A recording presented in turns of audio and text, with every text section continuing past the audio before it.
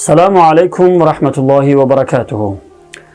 امروز نوار دیدم که در آن برادر اسپند دود می کند و با یک الفاظ خنده آور دعا می کند و در دعایش این وبای پهن شده را سخن فحش هم می گوید. العیاذ بالله.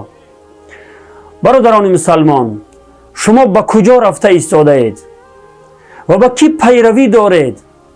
به خاطر الله درباره کرونا ویروس مسخره کردن و نوار ثبت کردن و پریکال و پرن کردن را بس کنید، ورنه انتظار عذاب الله باشید. انسانی که چنین می کند در ایمانش خطر واقع می شود.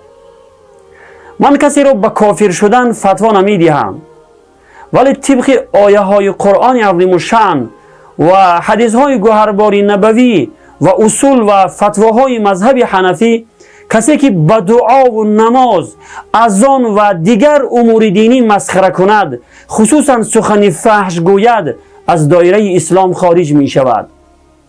باید کلمه توحید را از سر نو به زبان آورده مسلمان شود و همسرش را از سر نو نکاح کند.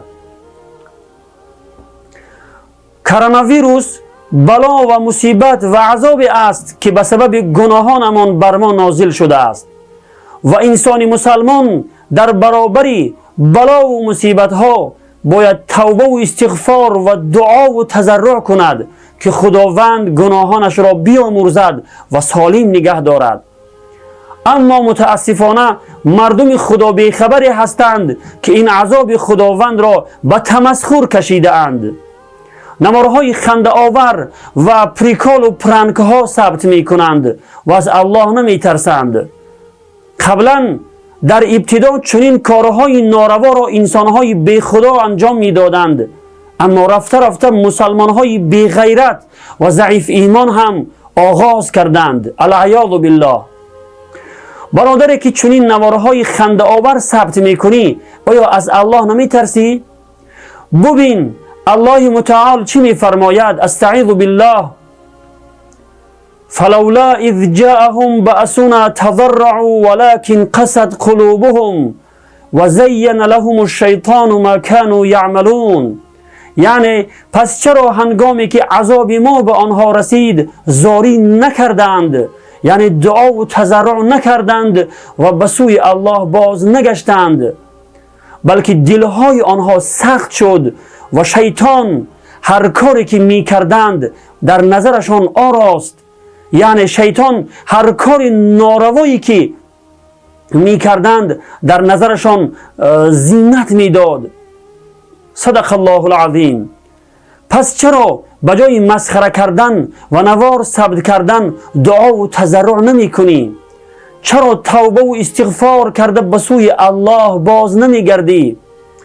با چنین کارت ایمان و اخلاق دیگران را فاسد می کنی. این کارهایی که می کنی نشانه بدبختی و سخت شدن قلب است.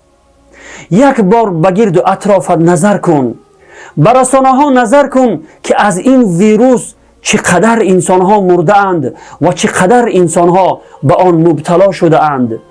پس چرا عبرت نمیگیری؟ تا خداوند از آسمان عذابش را به شما نفرستد شما توبه نمی کنید؟ از الله بترسید و پیش از آن که عذاب الله دامنگیرتان شود توبه کرده به سوی الله بازگردید. و السلام علیکم و رحمت الله و برکاته.